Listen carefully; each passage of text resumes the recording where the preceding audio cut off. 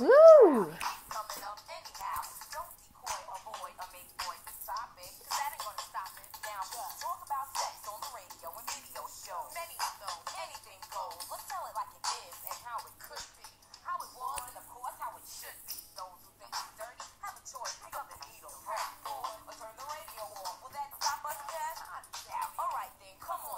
Let's talk about sex, baby.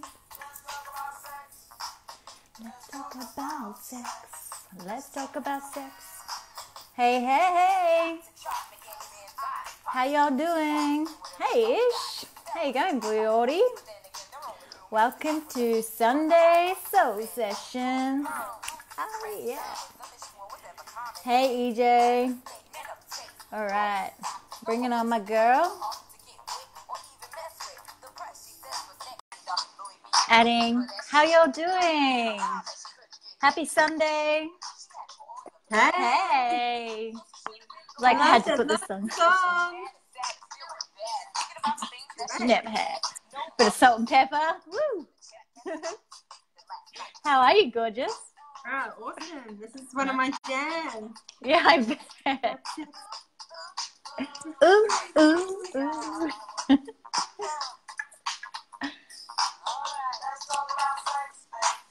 Let's talk about you and me. Let's talk about sex. Hey, everyone jumping on. All right. I love it. Good jam. How are you? Yeah, I'm amazing. How are you? Yeah, really good. Thank you. I've had such an incredible day. Awesome. Yeah, connecting with soul sisters and getting out in the sunshine. And yeah, it's been beautiful. Awesome. How about you? What'd you get up to? I had a date. I went on a date today with a lovely man. The waterfall and chatted about all sorts of stuff. So awesome. Yeah, a little bit of talk about sex, not heaps, but yeah. not quite the subject yet. Yeah, nice. Any feelings, any butterflies or? No? Not yet. Actually, it inspired me, the date, to this might even come up. Who knows? It might come up in this conversation about how when we're dating, often we'll find that we date people who either we are really interested in, but they don't have the same interest in us, or people that are really interested in us, but we're not as interested in them. Yeah. And on this date, I started to notice the behavior. So it's kind of like observing my behavior and his behavior in terms of that interest factor and the attraction, and noticing how I've been in his position before, and a guy has been in my position before, and how I would have acted the way that he's acting. It was really interesting, and how I was acting different. So the feeling was that he was more interested in me, and I could see how he was being a bit of a nice guy. And oh, bless. Yeah. And I noticed how much more freer I was to be myself. I felt just so much more free to be myself. Whereas with the guy that I like and I'm really interested in, I mean, I don't know this guy really well yet, but and it takes me a little bit, but it was like I may have acted a little bit differently and have been a bit more careful around what I was saying. And I've noticed that he was doing that. So it was super fascinating. So he's lovely and beautiful. So I'm still going to give him an opportunity, but I'm not like, it's going to be interesting to see. I love exploring this kind of stuff. Definitely, especially when you can sit and like observe it and be really aware of what's going on. Like it can be quite fun to, well, not play with because that's kind of a bit mean, but yeah, I know what you mean. Observe and kind of watch and really notice what's happening. Yeah. We spoke to a couple of things around like letting a man lead. This might, and it kind of goes in the bedroom as well. Getting a man lead where, like, basically he organised the date, he organised the time, he organised where we're going to go. And actually during this week, he hadn't set a time, and I was like, I should message him and find out the time. And I was like, no, I'm just going to surrender. I'm just going to, like, completely surrender. I don't even know what time it is. I know where we're going. And we spoke about this today, and he was like, yeah. I was like, do I message her about the time? I was like, no, I'll just wait. I don't want to Such be a bloke thing. I don't want to seem pushy. And I was like, can I call you on something? And I said, that was a story. Like, there was a story that you thought that you might be coming across pushy, because he was like, oh, she's really busy, la la la. Like, yeah. It was really interesting, and I told him I was like just surrendering, and yeah, so it was kind of cool to have the conversation about it. But it was really interesting to notice, like, the different perceptions that men and women have around what you should text, should I not text, who should lead, la la. And I think it's really mixed up these days, because it used to be super clear and now it's a little bit kind of hazy. But I'm going to introduce you first before we kind of dive straight into it. I was like, oh, so people know. Yeah, let's go. So for those of you who don't know, this is the beautiful EJ Love. And she's like, you're a bit of a sexpert, aren't you? Tell us a bit about you. Like, what is it that you have done and do now? And yeah, what are you up to? Yeah, so I work, and basically I help people to heal and empower themselves in love, relationships, and sex. And I tend to work a lot with women around relating to men and their sexuality and sexual healing, and also healing from past toxic, abusive, codependent relationships.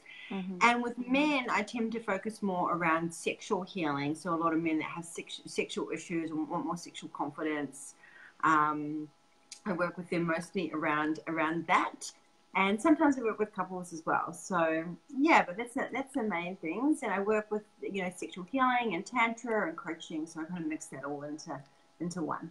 Amazing. And how did you get into all of this?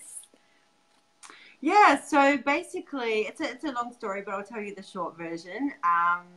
Through my own journey of my own sexual healing, through my own journey of my healing my relationship with men, having experienced abuse, both like quite a number of different types of abuse: narcissistic abuse, sexual abuse, and physical, mental, emotional abuse in the 3 different relationships. And I had to go on a really deep healing journey to heal myself and learn to love me again first, and become my own one instead of looking for someone else to complete me.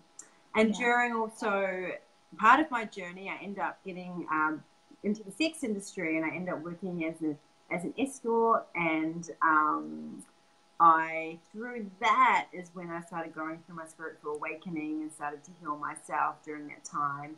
And then this led me into sexual healing when I realized I was very disconnected from my body. And so I started to get into sexual healing and tantra, and became kind of obsessed with that. and now I've been able to go on and teach. Amazing. Awesome. Cool. All right. Well, I really wanted to get into and give my viewers, because predominantly my viewers are women who are looking for their lovers. And I just really wanted to have a real jam session with you around men and sex, and kind of gauging a bit more of an understanding, like, for a woman around a man, and kind of what they need, and kind of how to kind of dance and sex with a man in a really beautiful way. Because I think it's really seen that guys are just like, they're just after one thing. They just want to get their dick wet. And I think a lot of it, you forget that there's actually other stuff going on under the surface. It's not just necessarily about a guy just wanting to get laid all the time. So I really just would like to kind of dive into that a bit and hear your kind of expertise on that what's it called? Topic. Yeah, on men's sexuality. Yeah, I think one of the biggest insights for me, or like something that kind of blew my mind around men, was when I started to really kind of go into like a man's position on what it's like to grow up in in a Western world, and to understand how much in this culture they're surrounded by porn, they're not taught about how to manage the sexual energy. They're told to not touch their penis. They're told off. They have to hide their hard-ons, their self-pleasure. They have to, they're conditioned that masturbation is wrong and should be hidden. And there's all this kind of shaming and shut down around their penis and around and showing their desire. And where they go is porn to manage it. And then that's really interesting to hear, is because it's such a focus on female, like women don't masturbate and women aren't sexual beings. Like it's such a hidden thing for a woman to be sexual, that to hear that men actually experience quite similar, I can't find my words tonight, conditioning and stuff from society, that it's also not okay and has to be hidden, is interesting. Yeah, and I think it's like we know that it happens, right? We know that it happens, but feeling like it has to be secret. So many men that I see have porn addiction. Like porn is like the biggest industry. It's like $1 billion industry. But men, and one of the reasons that this is because men aren't taught that it's okay to be emotional. And the outlet for them is stress. Their stress relief outfit is often ejaculation, is masturbation. Like this is how they're dealing with their emotional stress, because they're taught that it's weak to feel their emotions, that it's weak to cry, that it's to not be aggressive and things like that. That if you're like, so basically their emotions are shamed, and then they're not taught how to manage, and their go-to often becomes like that emotional stress relief through masturbation and through numbing it out through porn. So, that's a big piece of what I do with men, is teaching them how to learn to manage their sexual energy and feel their emotions, and give them permission to be vulnerable, and that it's safe for them to be vulnerable, that it's not weak to be vulnerable, and to give them other ways, other tools to feel their emotions, and to hold space for that as well. To have a woman holding space for them to do that is really important, because what often happens is that a man doesn't want to show his emotions in front of a woman, because more women are conditioned that men have to be strong and tough and be the knight in shining armor and be their hero. And so it can feel really shameful for a man to not show up in that way. Yet I know as a woman, when a man is vulnerable with me, it's very heart-opening for me to see a man in his vulnerability. I'm like, I open up and I feel safer often. So I think, and it makes me open up more sexually to a man as well.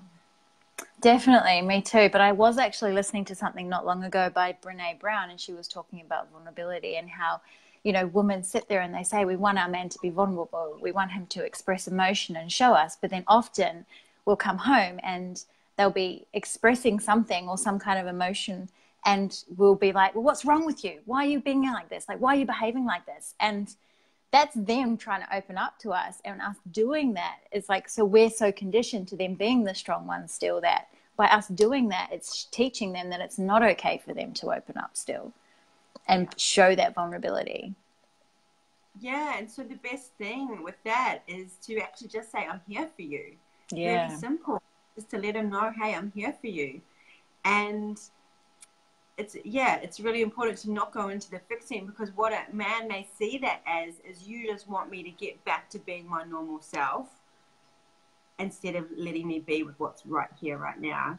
And it's kind of going back to the whole and then on the flip side of that, and I spoke about this too on my day today, is like that then a man starts shutting down, and then she's like, why won't you talk to me? Why won't you open up?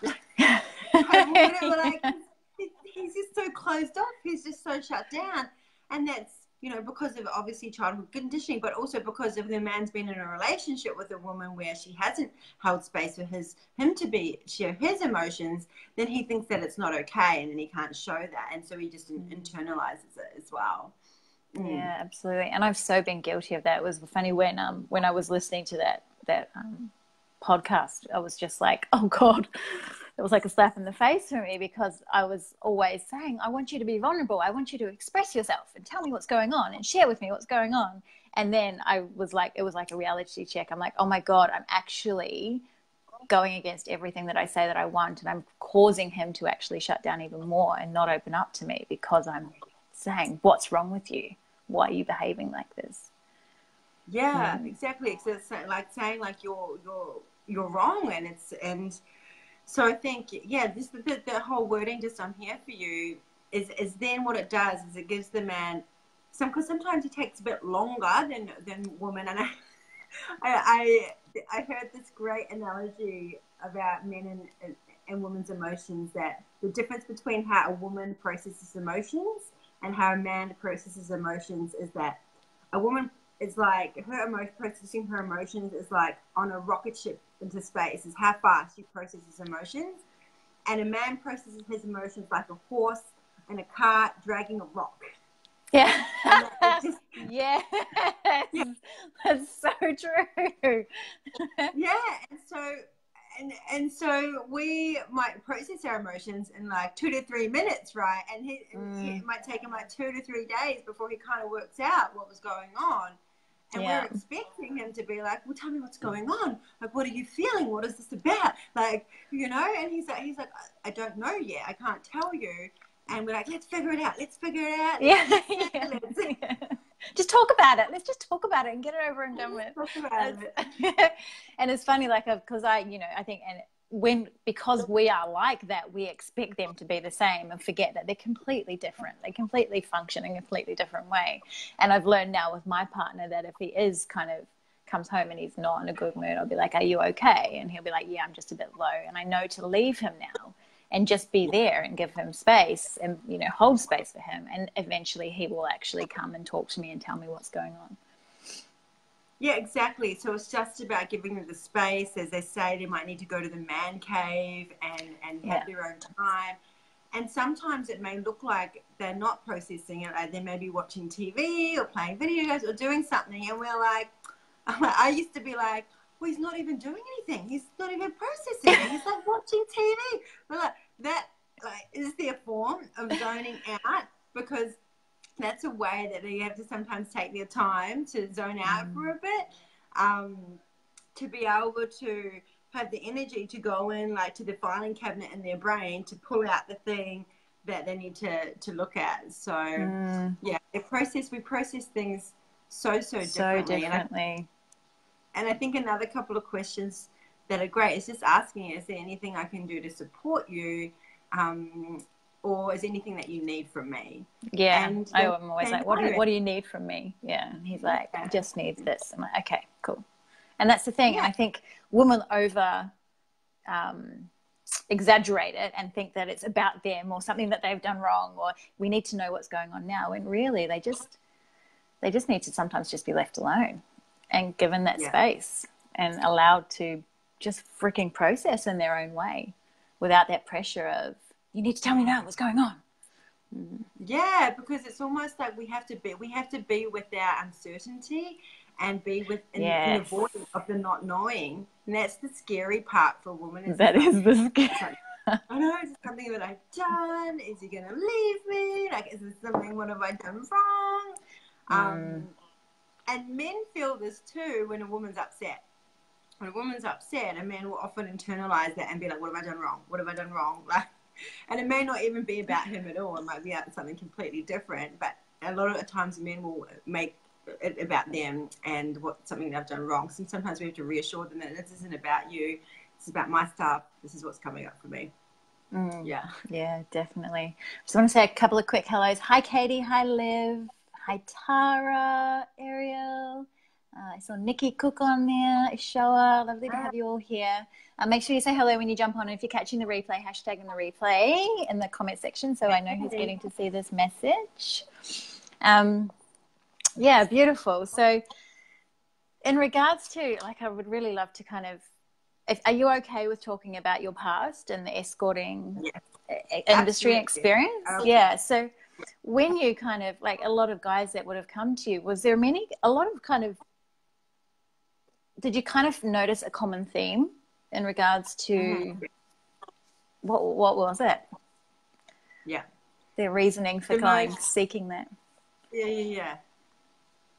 The most thing I would hear, I'm married, I love my wife, but there's no intimacy in our relationship. So a lot of the men, and not all men were in partnerships, but even the men that weren't, craving intimacy. And so is that just through sex? Because I know, like, for me, intimacy is more than just sex, but I have heard that men experience intimacy through sex, and that sex is such an important part of their makeup and a relationship for them, that if they're not getting it, they don't feel connected. yeah, so for the interesting thing is that usually what a woman requires for sex is connection. I need to feel connection to want to have sex. And it's the other way around for men. To feel connected, need to have sex with you, right? So sex deepens the connection, whereas I mean, I don't know who the hell designed us, but why they make us similar, I don't know. And it's like, yeah. It takes up a lot of my time learning all this stuff. But you know, it's fascinating, and it really is about celebrating our differences, because there is purpose to it. And so a man experienced connection with a woman through sex, right? And what I find is the woman needs the emotional connection to feel like she wants to have sex. And so it's outside of the bedroom that's going to create more connection inside of the bedroom.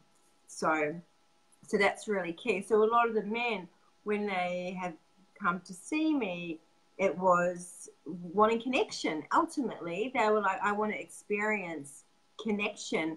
I've spoken to a lot of men that come to see me now as for tantra sessions, that often what's really interesting is they come to see me and they go, I went to see an escort, and I felt like it didn't get me what I wanted. It was like, she wasn't really there. It was a bit robotic. It was not very intimate. And they start to realize that intimacy is so much more than just a physical act of sex. And they actually are what they're really wanting is connection with self first. Yeah, and they're looking for that connection outside in these different sexual experiences. And what they're really needing is to actually connect with their hearts, because they're like quite disconnected, but they don't know how to do that. They don't know how to connect to the heart, because it's through the vulnerability and through feeling. What they're trying to do is feel through their cocks, basically, and trying to connect through their cocks.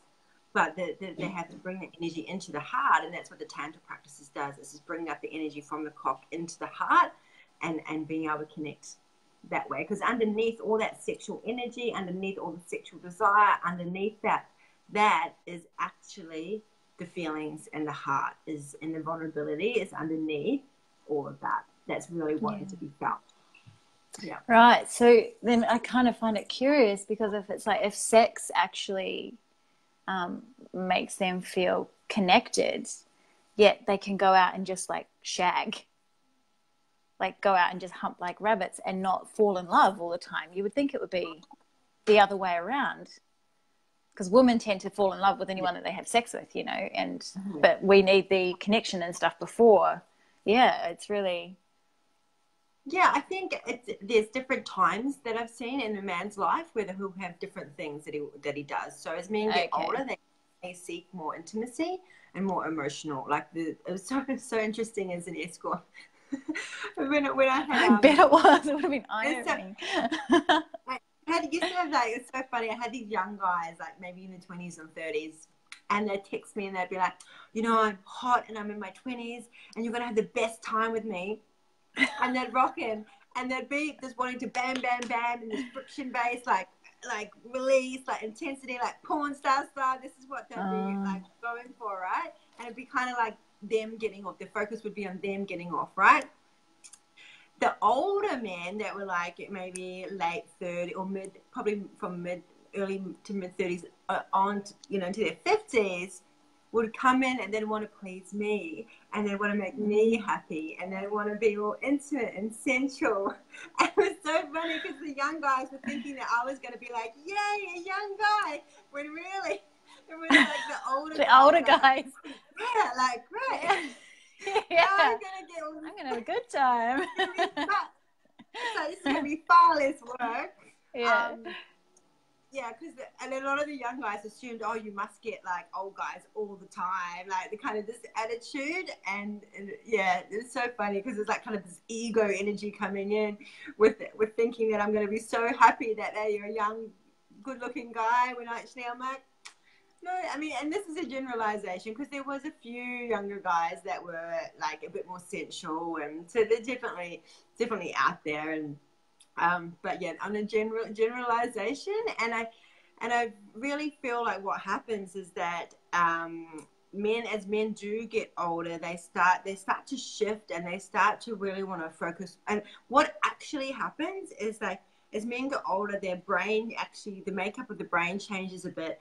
And what starts to happen is what he wants actually shifts, and basically it'll shift into wanting more of that emotional connection, emotional intimacy. Whereas as a young, it's like, I want to spread my wild oats, I want to spread my seed, I've got all this testosterone, what do I want to do with it? I need to get out there and like spread my stuff. And it's like really biological. It's like, oh, all this energy to spread around.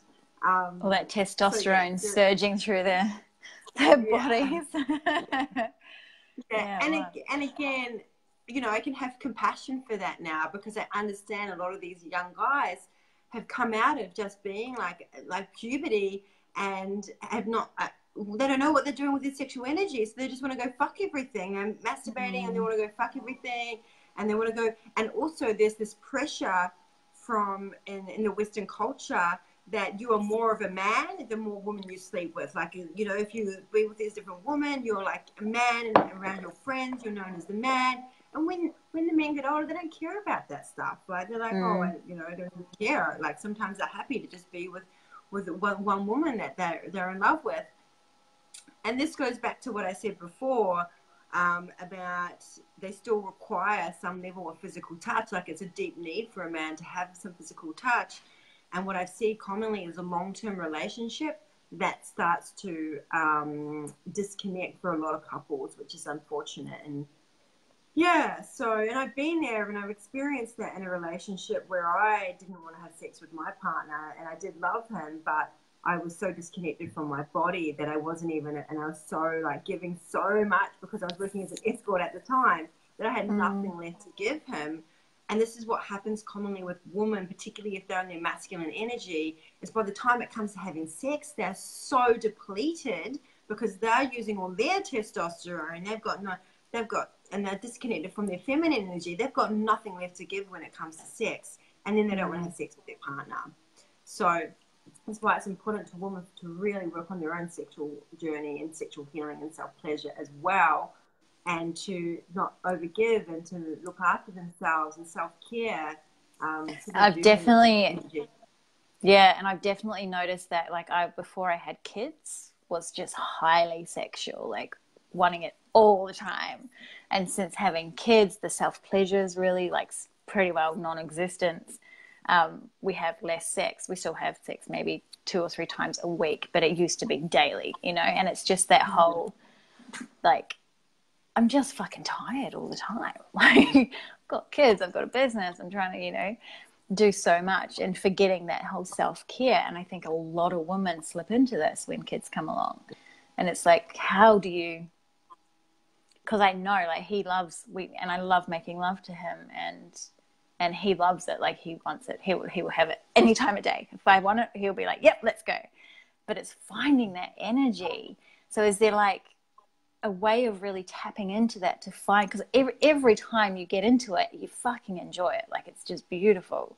But often it's that nudge, it's that push to get into it that you kind of need to just go, fuck it, just do it. You're going to enjoy it. And you talked about getting into like the feminine energy again. So how can you kind of, tap back into that when you're so tired all the time? Yeah. So one of the things that's been really helpful, or I'll start with feminine energy, is sensual dance. And even if it's just like one song a day in the mornings, 5 minutes, and just moving and touching the body, maybe even you just touching your hands and moving and breathing and sound. And there's a great dance program called Dancing Eros, which was amazing. And I've done it 4 times myself because I'm just obsessed with doing it. And one of the archetypes, because they're all about the different feminine archetypes through erotic dance, is the erotic mother. And this is a powerful archetype for mothers because it's about them actually dancing in a way that is about filling your own cup. Okay, so it might be rolling around in the bed and stretching out, or just like, it's this kind of thing. It's like just moving your body to get into your body and get out of the mind. So even if it's just 5 minutes a day, can be really, really powerful. And in terms of like jump-starting your like moment to get into the sex, what I'd be really looking at is environment as well. Like, so the first thing, that environment to a woman screams at her, like she's always seeing the environment. So if you're going to be like, in your bedroom, make sure the bedroom is set up for like where a woman's not going to get too distracted by outside things, that she can be fully present. And then Alison Armstrong, who I absolutely love and adore, in the book The Queen's Code, which I highly recommend every single woman and man on the planet reads, is she talks about jump starts. So it's like, what's the thing? What's your jump start? What's your thing that when someone touches you or does something or says something, it's like you're right and you're like, oh, okay, that's my thing, right? That's something that I really enjoy, So for me, mine is like back tickles when I it's kind of like if I'm lying in bed with a man and maybe we're cuddling up, if he starts gently touching my back and then stroking my back and then stroking my butt, and then before you know it, we're stroking each other, and then it's slowly, it's really it's beautiful. not a rollover and a stab in the back with a hard penis. Yeah. And that's exactly right, because then it's like expectation. I'm not even aroused yet. Understanding that on an average it takes 20 minutes for a woman to actually be aroused, because the top half of her body is her positive pole, and this is what gets aroused first. Whereas the man is the opposite. His penis can be like, oh, ready to go, and he's like ready to have sex. And I'm like, whoa, I'm not ready yet. Like, I need time, because wired differently. And I remember when I was younger and I would be with men and they go straight for my, like, they would be pushing and then he goes straight for my, put his hands down my pants. And I'm like, whoa, I'm not even like, whoa, hold up, I'm not even aroused yet. But knowing what I know now about how men are wired is that he didn't know that I wasn't aroused yet. And so because he's just like, go. Yeah, because assumes that I'm the same, or I'm wired like him, that my pussy's wet and ready to go. But really, and I'm not, women aren't built like that. Like, we need time to build around it. And sometimes that is about what's happening outside of the bedroom, because if there's resentment in the space, if a woman's not feeling heard, if she's got something going on that she needs to express that's not being heard by the man, that she's stressed or she's got that, then she might not even be available for that yet. Okay, there may be something that she needs from that man, and this is when it's also a woman's responsibility to actually ask for what she needs, or to ask for him to hold space while she expresses without him trying to fix her. Because when a woman is heard, she feels safe, right? And when she feels safe, when she feels like he's not expecting her to have sex, or there's no expectation in the space, then it makes her feel safe. And when she feels safe, she gets aroused. So the key to a woman's arousal is her emotional safety, basically. It's not any special technique. It's about creating emotional safety, and then her actually asking for what she wants or needs. If he goes into touch, if a man goes into touch, it's like maybe guiding his touch, or like asking to be touched in a certain way, maybe to go slower, and then I keep going with this. It's about how you ask as well, because if you ask like, oh, just touch me like this, or you do it, do it this way. You're not doing it right. Don't do it. The man his energy is gonna feel like he's doing something wrong. So usually what I recommend is to go in with it's just to be like, what I'd really love is dot, dot, dot, insert the thing, right? So, and then a man's like, oh my God, she's telling me what she wants. This is great. Yes, I can please her. Right? Yeah. Yeah, awesome. Yeah, they want to know what we want. They really do. They're like, why doesn't she just tell me what she wants? I just want to know. And that's the thing. I think that we overcomplicate it. Because I personally in the past have been too afraid to ask for what I want to, because I didn't want to hurt his feelings or make him think that he was like shit at what he was doing. But it's the opposite. Like, Gary loves me telling him what I like, because he's like, I want to please you. His biggest turn on is seeing me get off. So he's like, tell me what you want, what you like, what you don't like. And I'm like, oh, okay, cool. Yeah. Yeah. And he's not alone in that. Pretty much every man I've spoken to and worked with a lot of men want to, like, one of their biggest things is to make a woman happy and make her have orgasms. And it's like, half the time they don't even care about themselves. Like, they just want to, like, make us happy. Yeah. Because it's just easy for them. They just pump and it's done pretty much. Oh, funny. Yeah, well, the thing is that men place such a lot of their self-worth on making a woman happy. So it's like an achievement. Like, for them, it's like a proud moment of, yeah, I made an orgasm. Which... She went off. Yeah. Yeah. It's like, wow, I'm the man, you know? Yeah.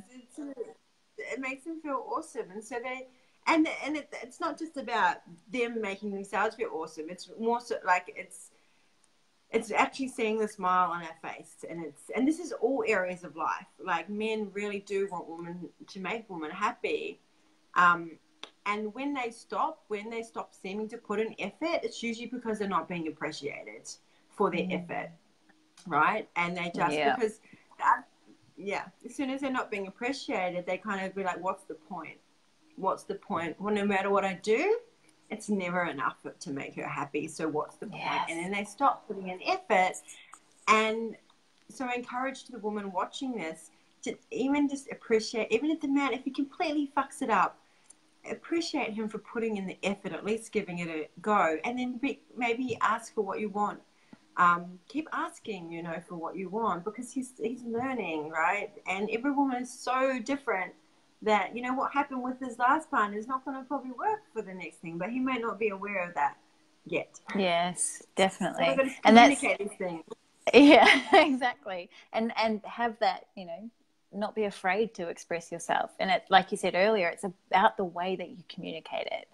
It's not so much about asking for what you want. It's how you ask that is really key, because, no one's going to respond to, you need to do it this way. Like, this is not okay. You need to do it this way. Whereas everyone will respond to, or anyone will respond to, well, I really love it when you do this, or it's amazing when this happens. But that whole appreciation thing is something so on point. It's something that Gary and I went through early on when I first had the babies, and I was just like, he shut down on me completely and stopped doing anything. And I'm like, you're not doing anything. I'm like, what's going on? I feel like I'm doing everything here. And he just kept saying, I don't feel appreciated. I don't feel appreciated. And I was like, okay. And I had to really step back and look at myself and go, okay, so where am I actually expressing gratitude towards what he's doing for me? And I wasn't at all. And as soon as I made that little switch and started saying, oh, thank you so much. I'm so appreciative. Like, thanks for cooking dinner. Fuck. Tenfold. He's just like boom, boom, boom, boom, boom, and he wanted to do more. Whereas when I was nagging him and having a crack at him all the time for not doing anything, he just didn't want to do anything, because he's like, what's the fucking point of doing all this stuff? And she's not acknowledging it at all. Yeah. And the thing to know about men and appreciation is that, and this is great because you just demonstrated it, is appreciation actually gives men energy. They have more energy, they have more fuel when they're being appreciated. It's like, and then they're like, oh, what else can I do? Oh, can I do this? Can I do this? That literally gives them energy. So it's amazing. Like, really, it's like a top secret that everyone needs to know. So simple. Gratitude. It changes everything. Yeah. And what's really interesting is that what woman thinks makes a man change is that if I get upset about this, then he'll want to change. And then, but what a man actually thinks is when a woman is upset, I need to protect her. She's not safe. Let's calm her down. Like, oh, calm down, honey, calm down. When really, we don't want to calm down. We just want you to change the fucking thing that you're not doing properly. Yeah, Stop telling me to calm down, and I'm really angry about it until you change it. Just start taking out the rubbish. When he's like, oh, okay, you're not safe. I need to protect you, like to calm down. But and what really helps a man, if we really want a man to change his behavior, and I don't recommend using this, and I ask that when I tell you this, that don't use this to manipulate, and in manipulation, do it with authenticity, is to not come in with the upset, this is not what you're doing, the nagging thing, but to come in with the thing of like, this is the difference it would make in my life. This is how it would make it more easeful for me. This is what it would provide for me. This is the purpose that this thing has for me and how it makes me feel, from a space of like, this is what it, and the man instantly goes, not from like, oh, I'm going to have to do this to make sure that she's okay, because that can feel manipulative. Like, and especially if men have had women where they have used their emotions to manipulate a man and trying to get him to do things, like they're going to be really resistant to that. But if you come from this space of like, this is what it's going to provide for me, then he gets to be your hero basically, and he gets to see that there's a greater purpose rather than, oh, this is just going to like calm her down. And men don't even really think that doing the thing is going to necessarily change anything if she's getting upset about it. So it's more about like, this is going to make her happy rather than, oh, this is going to calm her down. It's like, what's the thing that's going to make her happy? It's like, okay, doing this thing is actually going to make her happy. Okay, great. That's what I want. I want her to be happy. Yeah, exactly. And she's going to appreciate me. And she's going to appreciate me for me, which is going to make me feel like a man. It's going to build my testosterone, and I'm going to feel like there's purpose to this. And it's like all the things that he wants to do those things because he makes him feel like, it puffs him up and makes him feel good about himself.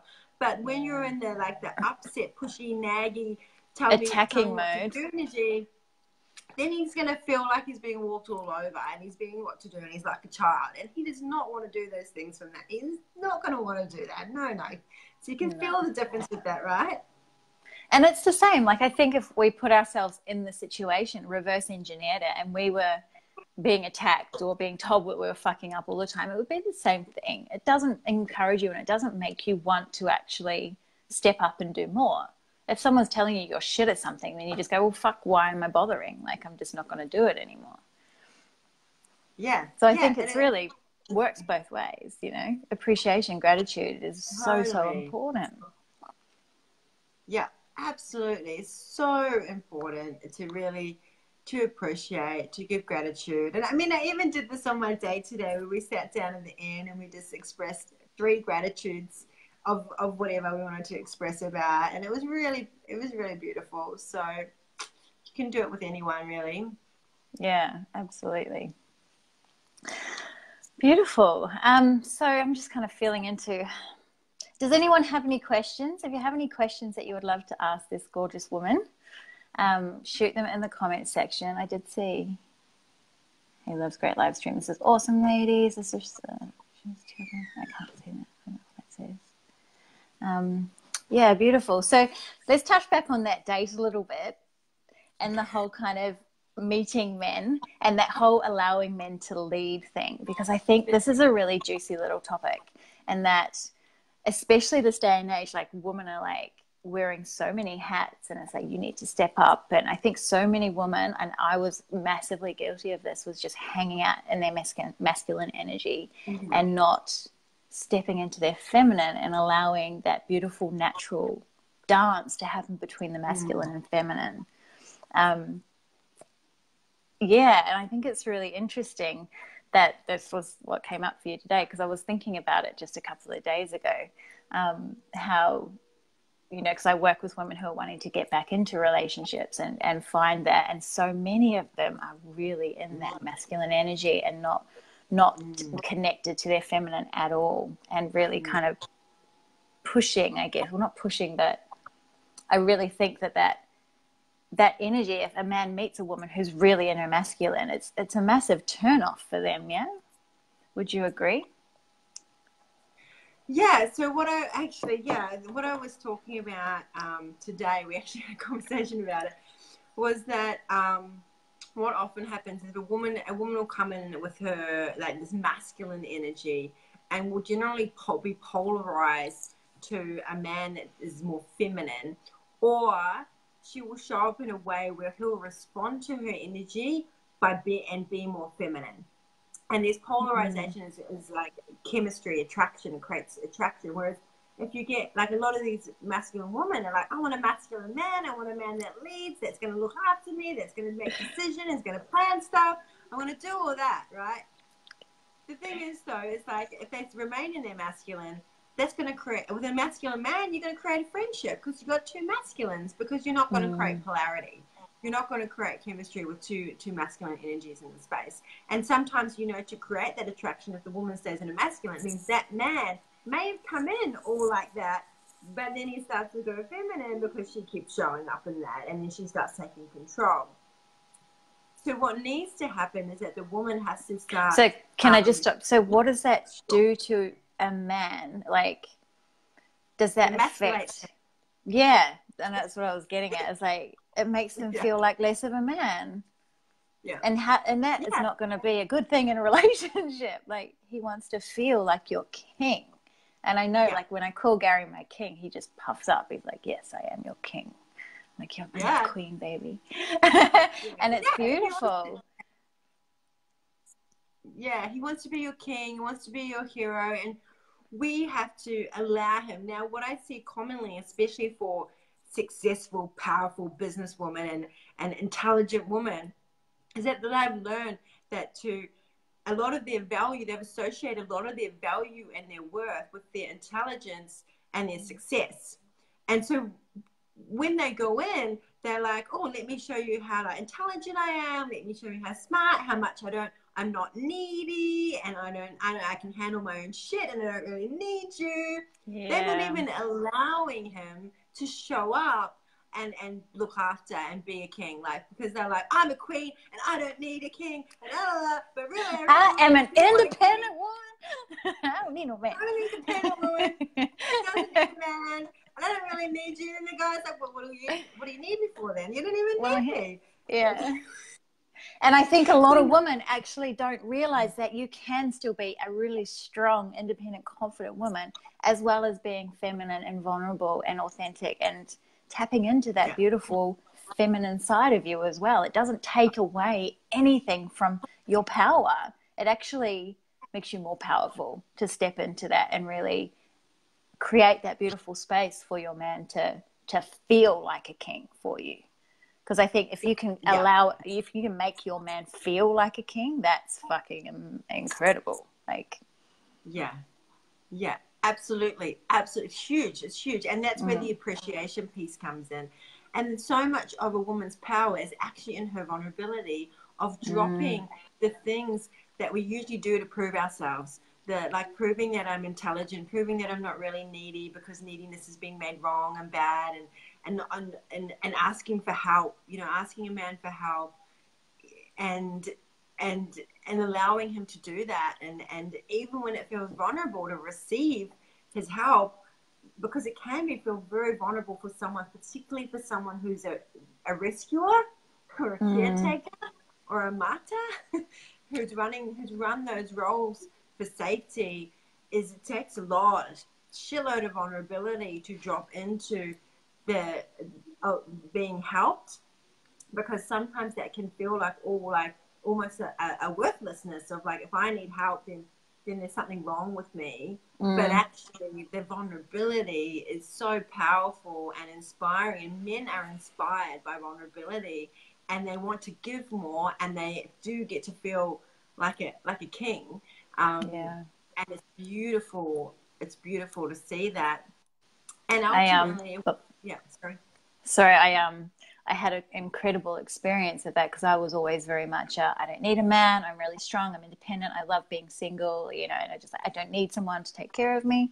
And now that I've stepped way more into my vulnerability, and one of my most like incredible experiences in my relationship was about 6 to 8 weeks after I'd had my second son, and I was not coping. I was not in a good space. And there was one day where I'd just gone up to the shower and I was just a mess. I was on my hands and knees in the shower. I was sobbing, just howling. And he just came up and sat beside me and just put his hand on my back, said nothing, and just allowed me. And I've never released like that in front of a man before either. And then he just jumped in the shower, picked me up and just held me until I stopped crying. And I have never felt so loved and so vulnerable, so seen in all my life, yet so safe and secure. And that just strengthened our relationship tenfold. And that's the power in that, and vulnerability is like, if you can step into that and really trust someone to see you, holy, the intimacy that you experience and the connection that you experience with that person is like, it's nothing you can really describe. It's incredible. Yeah, and it's creating that again, that emotional safety, and ultimately that vulnerability is at the heart of connection, and so it was so beautiful. But it's like you had to really allow yourself to go there and to receive that help, and I imagine that he would have felt like your hero for being able to do that, provide that for you. So, because I was just so grateful for him in that moment, and that he just knew. He didn't need to say anything. I just needed to be held, and I needed to release. And afterwards I was just like, I love you so much. I'm so in love with you. Thank you. And he was just like, he just was, just it felt like a king. It was a massive pivot in a relationship. Huge. Oh, amazing. Beautiful. And one of the things that I teach men is also that sometimes women just want to be held. And often a lot of men I speak to want to feel like they need to be doing something. I have to do that. And it's particularly in the bedroom. I have to do something to make her happy. I have to do something to make her orgasm. I have to do something. But often for a woman, it's like, asking her, how do you want to be held? And from that being held, that's where the emotional safety is. And then we can have these beautiful moments of bliss and love. And sometimes the man really doesn't have to do anything but just be there. And that's the most thing that most women want in a man is his presence. His presence with his energy, with his time, and with his ears, and just be there listening, and be there when we need help. Not necessarily have to be doing anything, but just being there. So and it's kind of the masculine is the strong presence, and it helps the woman to really drop into her vulnerability. When a woman has a very present man, she is much more willing to be vulnerable because she feels safe that he's going to be there. I can be so vulnerable with you because I know you're not going to leave me. I can go to the depths of my vulnerability because I know you're still going to be there. And that allows me to open to you more. And it goes the same for the masculine and feminine in men as well. So holding space in our own presence for our own vulnerability, our own inner man, but also a man holding space for himself, being present for himself and his own emotions as well, and then doing that for each other. Now that's a healthy relationship. Yes. Yeah, fuck yeah. So back to that kind of just because we got a little bit off track there of the whole the dating and the meeting and the masculine and feminine, when a woman's more in her masculine. And I feel like you were going to go into a point on that before I cut you off and told you my vulnerability story. Perfect. Can you remember what it was? It was to do with polarity, around how women feel like they need to be strong, or it takes away from their strength and stuff if they're showing up. and they're feminine. Yeah. So a big chunk of the stuff I teach is about women evolving their inner masculine energy, so that their inner masculine is not immature and needing to control everything to feel safe, which is usually what's going on. Is that as long as I have certainty and control, then I won't get rejected or abandoned, and I'll be emotionally safe, right? So I go in and I create, well, often they'll create some kind of like dependency, even like a lot of women I see have this rescuing tendency and will attract men that they start to rescue, and then this creates some kind of like a dependency, and it's less likely that they're going to leave. And what's really interesting is that there becomes this kind of mother-child dynamic with a lot of relationships where this woman starts to play this kind of mother role, which is also like the caretaker, the rescuer. And then the man can often, and this goes reverse as well, but I'm just speaking more to what I commonly see in the woman that I speak with.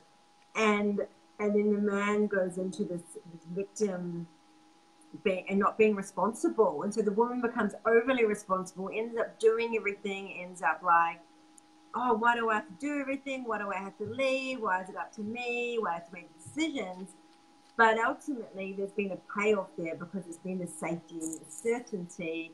And the key to this, again, is vulnerability, but also be willing to be in the unknown and to have a man step up. As just, why don't we just step up? And, you know, it's just sometimes you've got to be in the not doing anything and the not unknown and surrendering, where until he's like, okay, I better do something.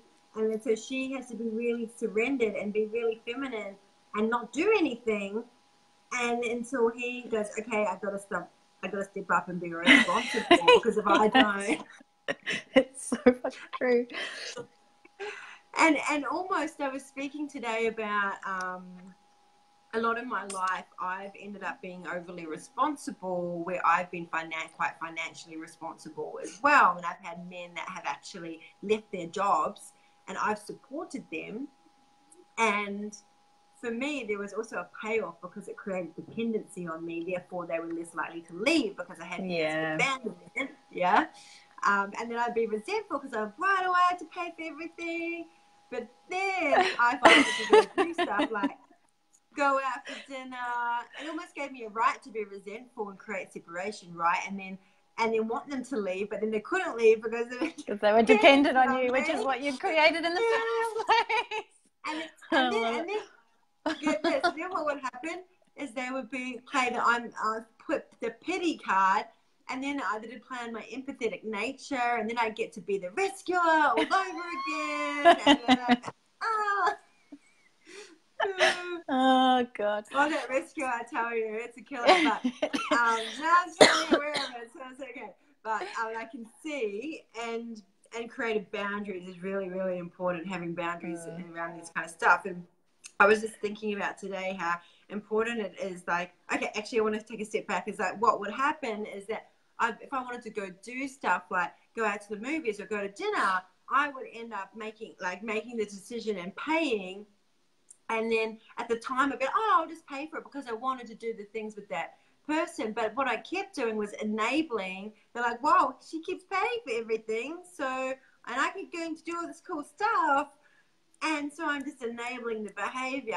And I can guarantee if I actually turned around and said, well, actually, I'm going to go to the movies, I'm going to go to dinner, but I'm going to go by myself, or I'm going to go with my friends because actually I'm not going to pay for you anymore. I can guarantee you the pain would have probably been great enough that either they would have left or they would have gone and been like, okay, now I have to go get a job because if I want to do this stuff with her, I'm going to have to actually step up, right? So I think this can be like not just necessarily this scenario, but the pain had to be great enough for, and when I just split up with one of these guys, because there was like three of them.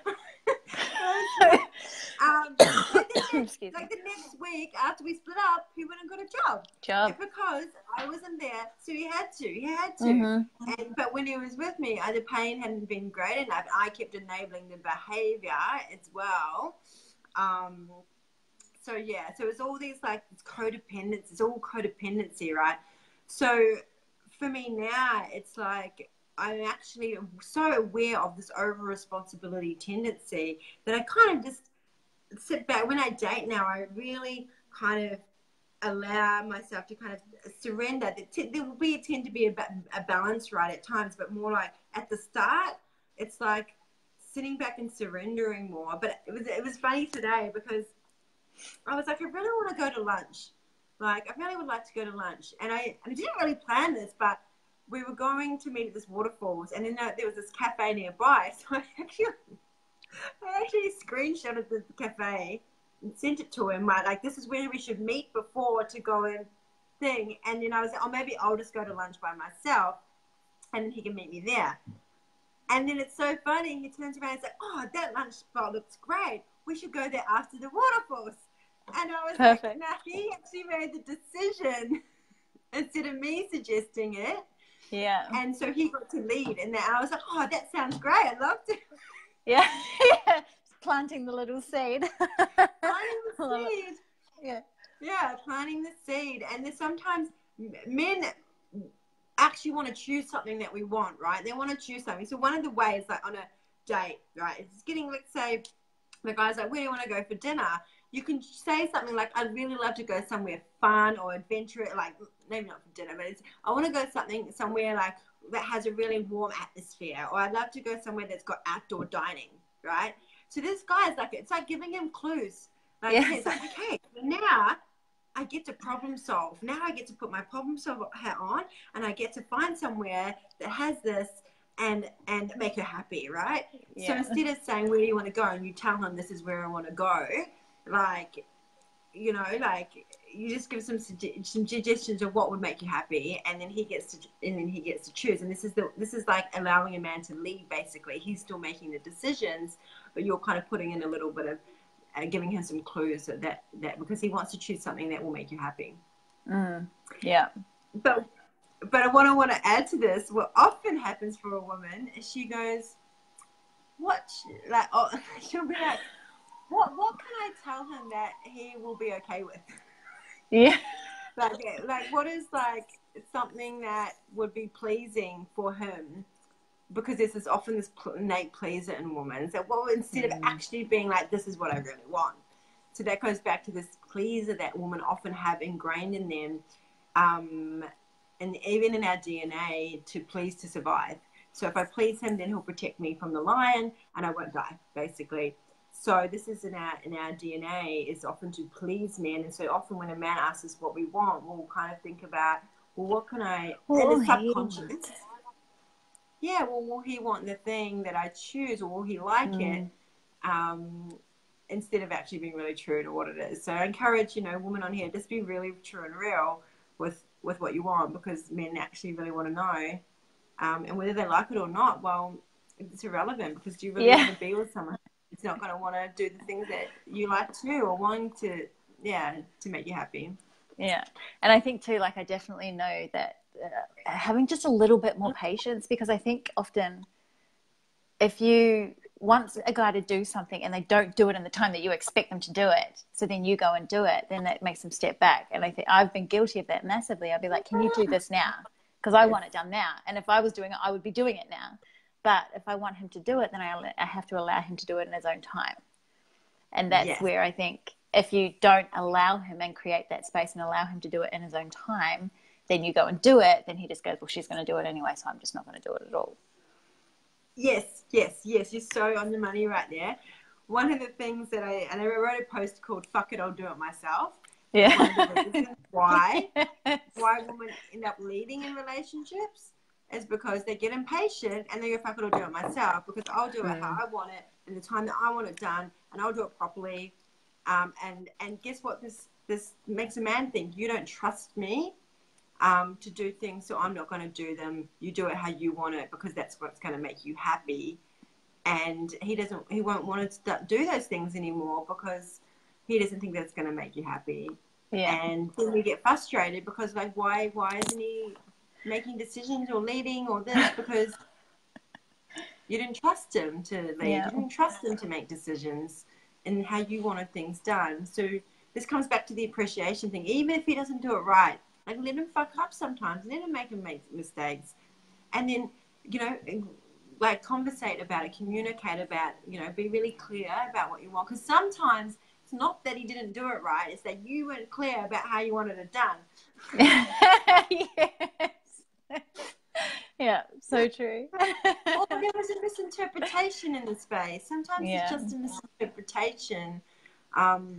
That's where language and communication is so powerful, and it's such a topic that I just love. Language is amazing, and just simple tweaks in the words that you can use, and the tone that you say something can have a completely different response and outcome to what it is that you may be wanting. Like, it's just incredible how much language affects, or communication affects, relationships. Huge. Yeah, and tone of voice is the number one thing that actually triggers people. Is tone of voice, when you change your tone of voice. So it's important. Language is one of my greatest learnings, and I really love it. So it's so fascinating, and when you start playing with it and really diving into it, it's incredible, and start actually putting in little places like could instead of should, or, you know, get to instead of have, or, you know, just these little tweaks that you can make, and how it changes energy, and how it makes you. That's an entirely different conversation. We can't get into that now because it's been like an hour. I could talk to you. Wow. Yeah, I know. So I think we should probably wrap it up there before we get too carried away. But my love, how can the viewers find you, follow you, work with you? Like, what have you got going on? Cool. Well, I have the Art of Loving Men workshops, which are amazing. So it covers like all the stuff we've been talking about, and we get to, you know, do a lot of stuff around inner masculine, feminine. We bring men into the space. If you have a partner, you can bring them into the space to practice some of this stuff and this languaging, and it's really beautiful. And we do some tantric practices and rituals, and it's really, really beautiful work, and it's very healing. It's incredible. So I have been. Where are they? Are they Brisbane next week? Actually, in Brisbane, 15th and 16th of September. This week, or next weekend. And then I have Melbourne. Perth and Melbourne in November, and I facilitate those two with Aaron Kleineman, who's an amazing men's coach and leader, and also we are running a retreat together in Bali for men and women called the Art of Loving Tantric Soul Training 7-day retreat next year, 15th to 22nd of January. That's going to be really deep and beautiful, and we're going to go a lot deeper into this kind of stuff and do a lot of practices around it, which is going to be amazing. And so all of this can be found ejlove.com, but easiest to go on my Facebook, EJ Love Priestess, and I go to the events section and have a look. Awesome. I'll get you to pop that in the comment section as well, so that people can jump in there. And you also what, sorry? Yeah, and I've got my book coming out too, which is not really about. Oh no, I do talk to the woman, the independent woman stuff in there. I talk, and the rescuer patterns and all of that. I speak greatly to that. Awesome. Yeah, so that's called Becoming the One: Healing Your Relationship with the Masculine to Reclaim Your Feminine Power. And it is all about, you know, healing the past relationships with men to be more vulnerable. It's probably similar, like maybe along some of the lines of the work that you do, I imagine. But yeah, so that's coming out in a couple of months, and yes, that's beautiful. Exciting. How incredible! Yeah, that's really exciting. Yeah, and that's I do lots of other stuff, but that's, I think, the main things that we've kind of talked about. And I did want to suggest that if there's any couples on here that struggling with, maybe some of the intimacy stuff we talked about, I do have a free tantric intimacy practice around conscious touch and exploring, like understanding, like opening and awakening and feeling safe and holding space, all this kind of stuff. That's on my website. If you go to ejlove.com and you scroll to the bottom, it'll say get your free 7-step intimacy exercise at the bottom, and if they put the email in, they'll get that. Awesome. There. Yeah, and I also wanted to add something I recently shared with a couple client of mine was that is to create a regular practice of gratitude where you sit together and you tell each other 3 things that you're grateful and appreciate each other for. And it's not about what the person does, it's about who they are, who they are to you. Yeah. So who they are to you is, and what are all the things that you're grateful for, and who they are to you is. It can be a really beautiful practice, and you can do that with anyone. Yeah, beautiful. Awesome. Yeah, so I'll get you to pop all of that in the comment section so people can find it nice and easily. But thank you so much for joining me tonight and going into this juicy topic. It was, beautiful. I could just talk to you for hours. It was amazing. I know. I can't believe how quick that went. I know. I feel like, your energy is amazing. I really, really enjoyed. Really feel like I vibed with your energy tonight, so I loved it. Thank you so much, and thank you for doing what that you do. For my followers watching this, go follow this wonderful lady, and so great to be able to, kind of work in the same space and to connect and share with each other, because we all have different gifts to share as well, and different juicy bits and ahas, and so I know that you'll. Even I just learned stuff from your sharing, and it's been really beautiful. So thank you. Awesome. Thank you. You're welcome. Sending you so much love. And, you too, honey. Oh, yeah, it's been beautiful. Awesome. Right. I'll see you soon. Bye. I I know. Don't leave me. See ya. Okay. Go on.